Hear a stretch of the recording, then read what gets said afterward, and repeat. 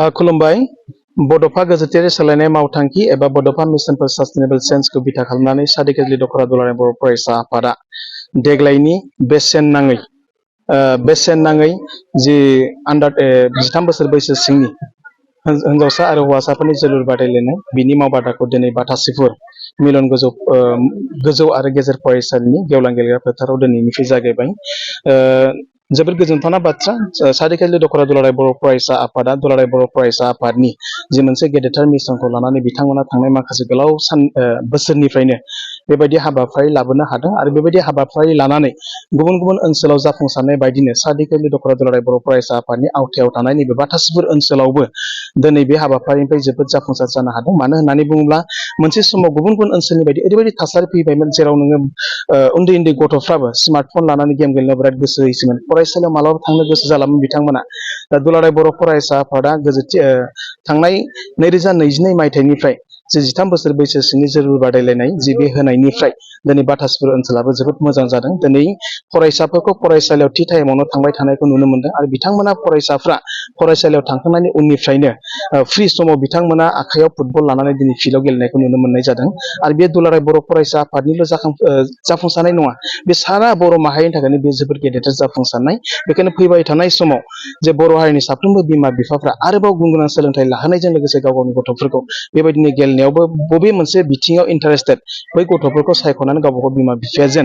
जे दुलाराय बर' फरायसा आफादनि बोसोरफ्रोमबो खुंबोनाय जे 13 बोसोर बैसो सिंनि हौवासा आरो हिन्जावसाफोरनि जोलुर बादायलायनायाव जे बाहागो लाहैयो आरो बिनि थाखाय जि दख'र एबसुआ जेरावखि जाया जि बेसेन नाङै फोरोंथाइ मावबादा होदों बेबायदि फोरोंथाइ मावबादायाव जे बाहागो लानो थाखाय गावबा गावनि गथ'फोरखौ खाबु होयो। जों नुनो मोनदों बेवहाय माखासे हिनजावसाफोरबो बाहागो लानो दुलाराय बर' फरायसा आफादा हिन्जावसाफोरखौबो जिहेतु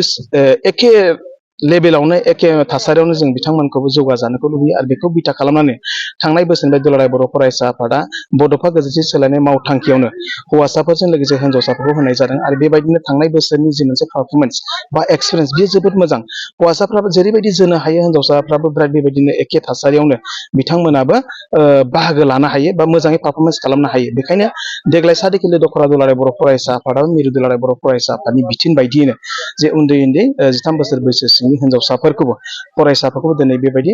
फोरोंथाइ मावबादा होनानै फैबाय थानाय दुलाराय बर' फरायसा आफादनि 13 बोसोर बैसो सिंनि हिन्जावसाफोरनि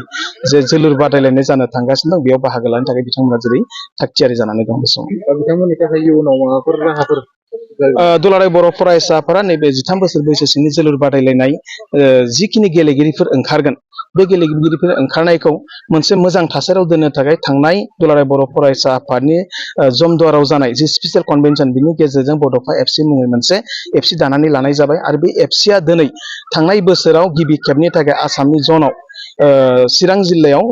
जन ओसआव जानानै गेलेबाय आरो दिनै बड'फा एफसिया मोनसे मोजां थासारियाव दं आरो फैबाय थानाय समाव स्टेट वाइजै गेलेनायाव जोंनि बड'फा एफसियाबो बाहागो लागोन आरो बेजोंनो जों